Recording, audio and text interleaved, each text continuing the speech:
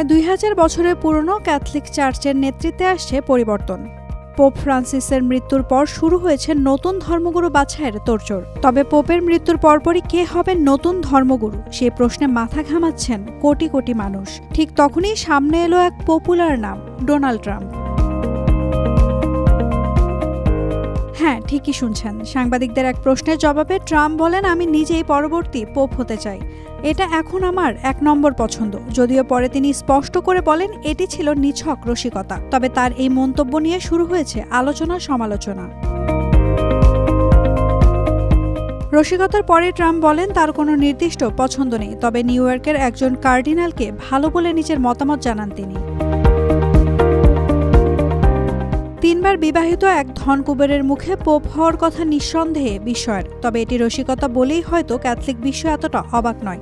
তবে চমকটা ঠিকই পেয়েছেন সবাই। Naomi Nasrin, Daily Sun. Follow us on Facebook. Subscribe our YouTube channel.